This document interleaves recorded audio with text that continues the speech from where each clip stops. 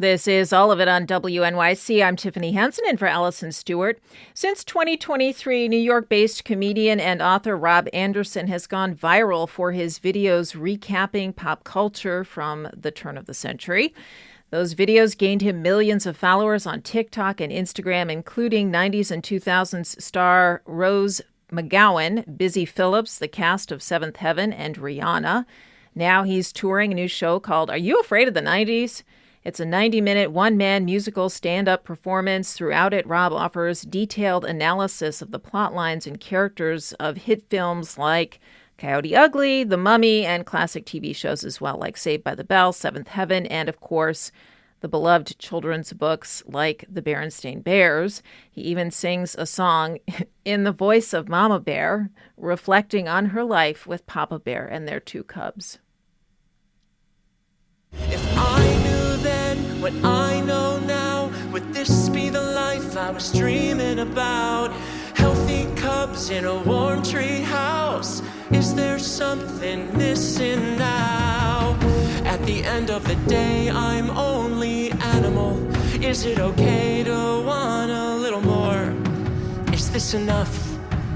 Or is it the bare minimum? All right, the Los Angeles Times referred to Rob as the Nostalgia King. Are You Afraid of the 90's is at Town Hall tonight at 7:30. Rob Anderson joins us to talk about his career and crafting the show. Rob, welcome back to All of It.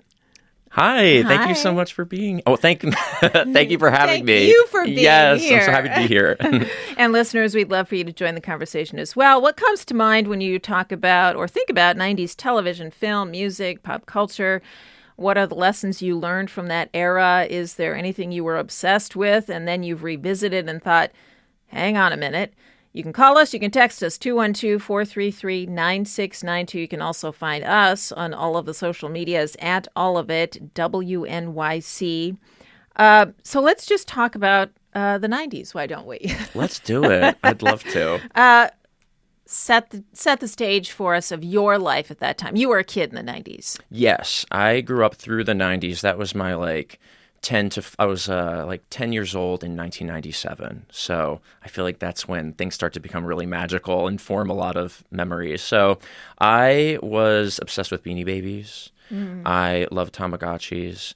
I loved Titanic. And I was watching all the shows on the WB. The 90s, it's kind of having a renaissance in terms of sort of the cultural nostalgia around it.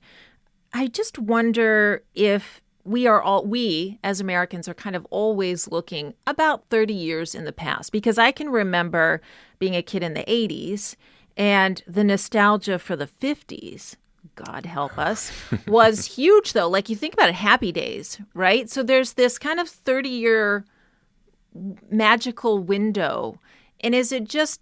So I guess what the question is there something specifically about the 90s, or do you think we sort of go through this rhythmically in terms of a pop culture, the way we look back several decades? Yeah, I think it's both. I think we're always doing a version of A Star is Born every 30 years and looking back and trying to emulate the fashion or pull things from another decade. But I think there's another thing happening where it was like the last decade where media unified us. We were all watching things together at the same time. Whether it was good or not, it was what was on. And after that, it's become a little more fragmented. Right. People are watching social media and whatnot. And this was the last time where we all had a thing in common. And I think people are itching for that and pulling from that.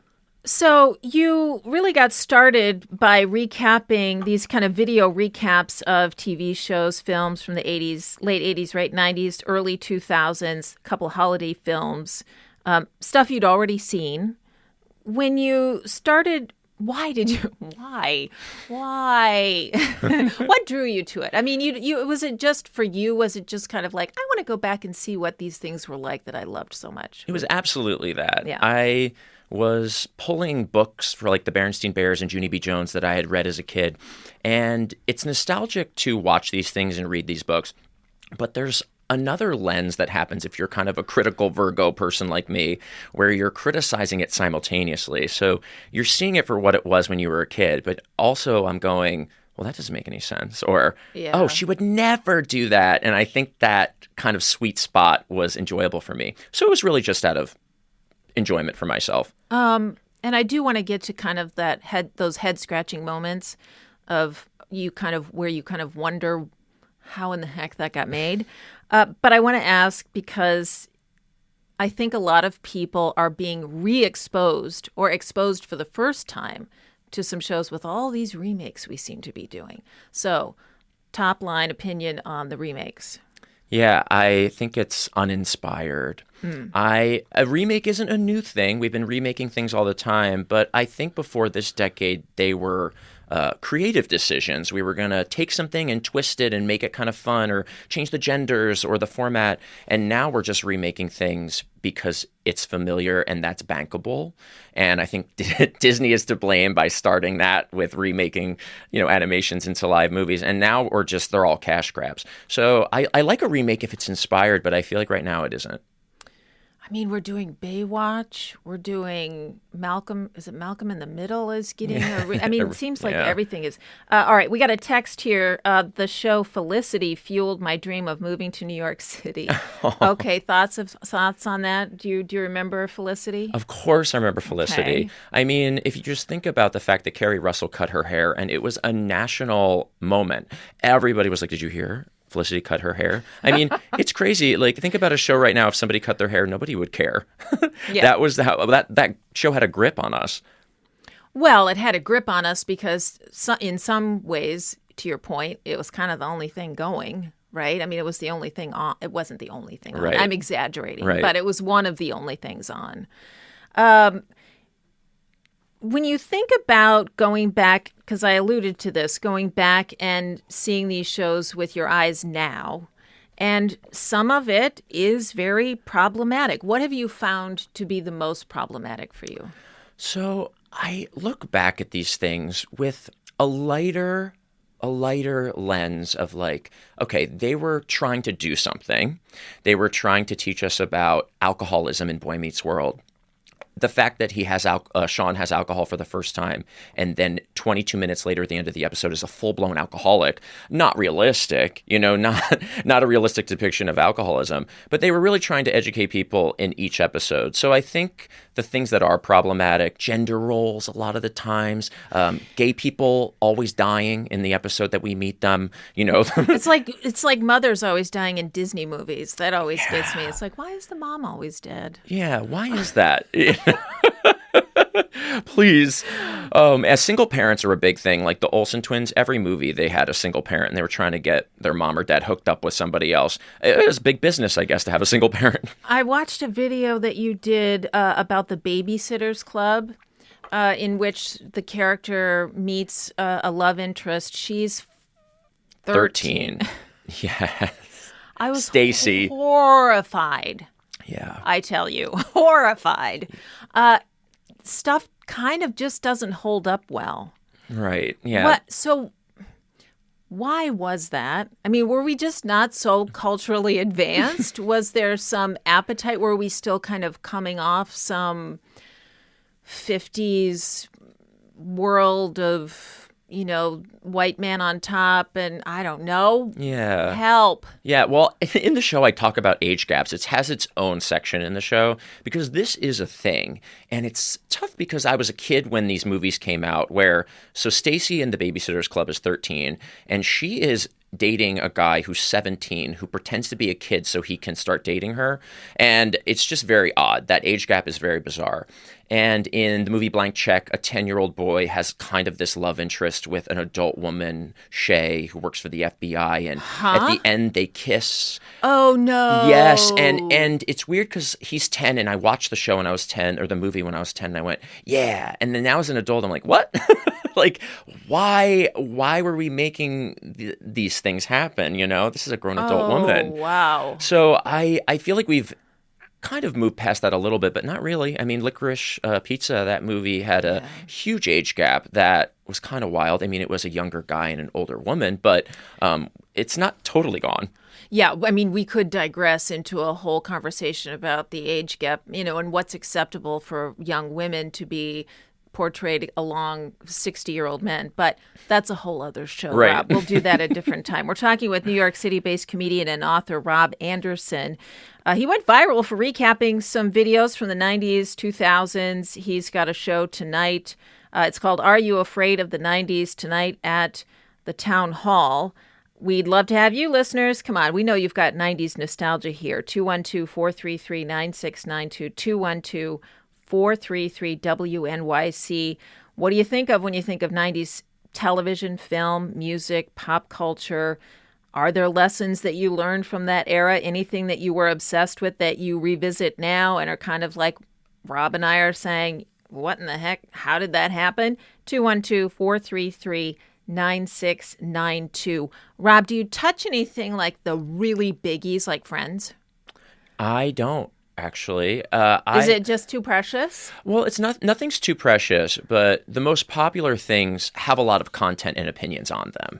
And I like to find things that people haven't talked about as much or a perspective that is new that I haven't seen before about those things. Okay. So popular things are fair game, but Friends, Seinfeld, also comedies are tough because they're trying to be funny and it's hard to kind of rip apart a storyline if it's meant to be funny versus something that's serious. Right.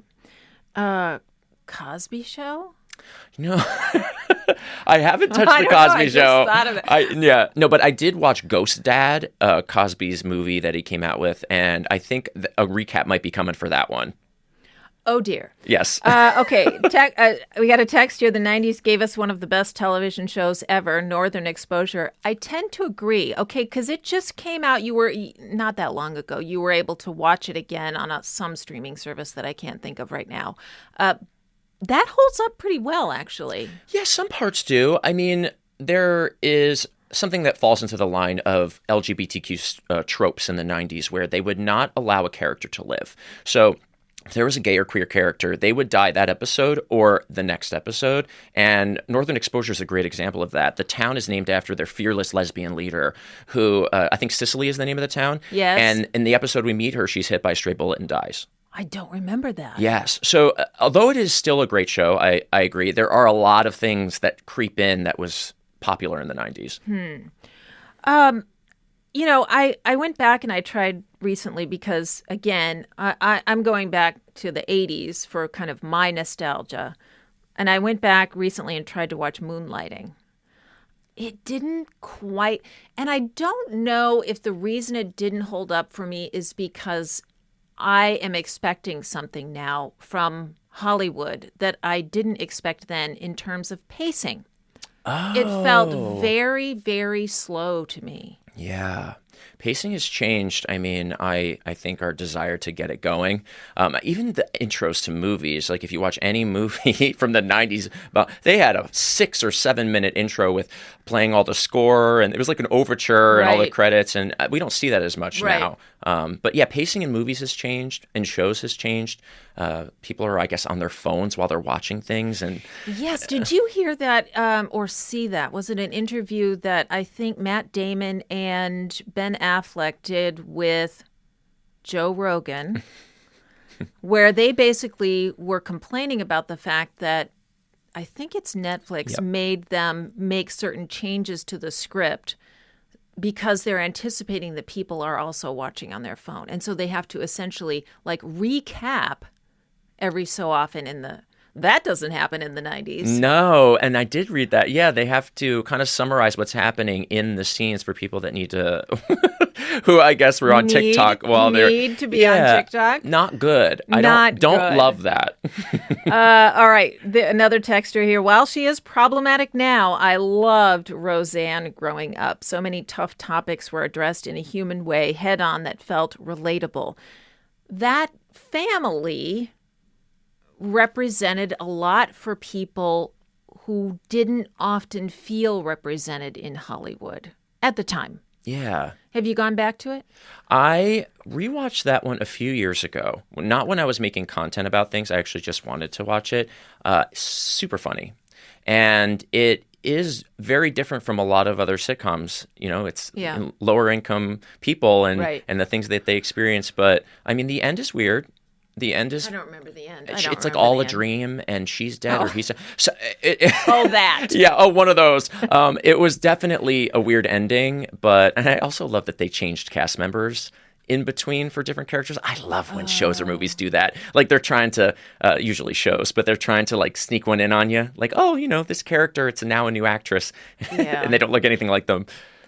As a kid, a texter says, I used to love watching Small Wonder, and now we're living in a time Vicky is not too far off in the future. I don't know anything about what that means. Yeah, Small Wonder was a show, I think it was in the 80s, and she had a robot.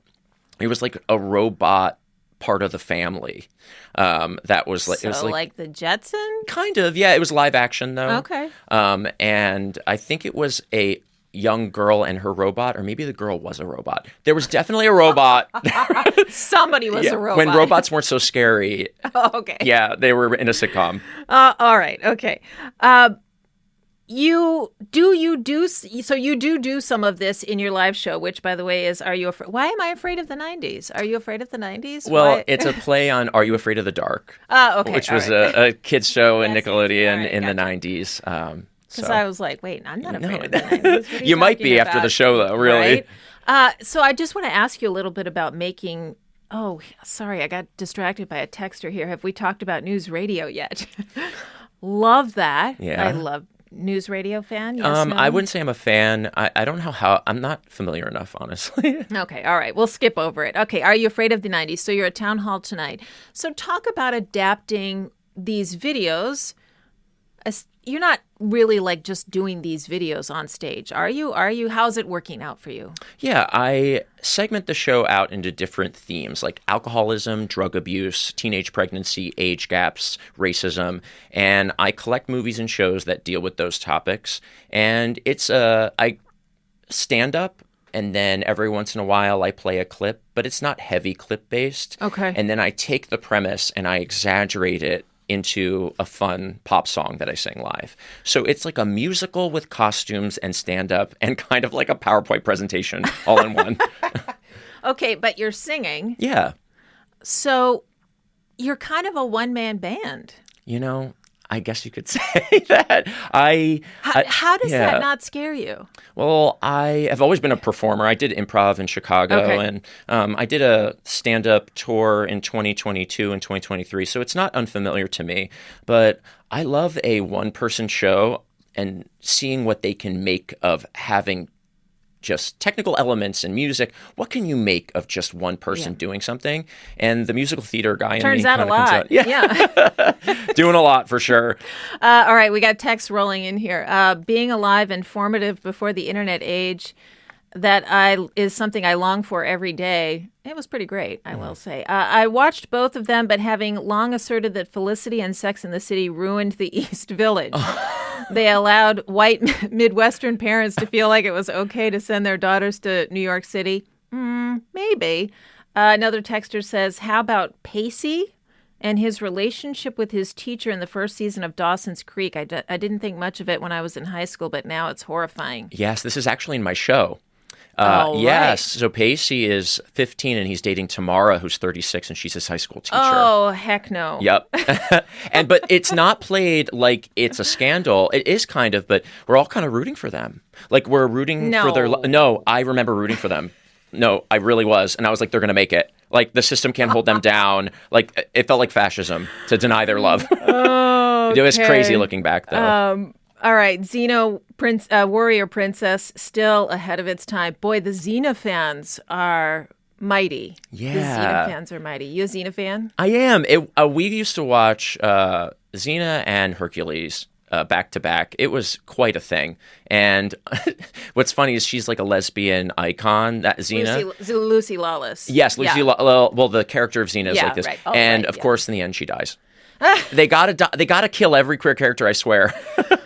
Oh, all right. Last text here. Small wonder the girl was a robot herself, and she was like a daughter in the family. Yeah. So, all right. You can learn all about all this 90s stuff if you go to the Town Hall tonight, because you'll see Rob Anderson performing his comedy show, Are You Afraid of the 90s? Rob, thanks for coming in. We appreciate it. Oh, thank you for having me. And good luck tonight. Thanks.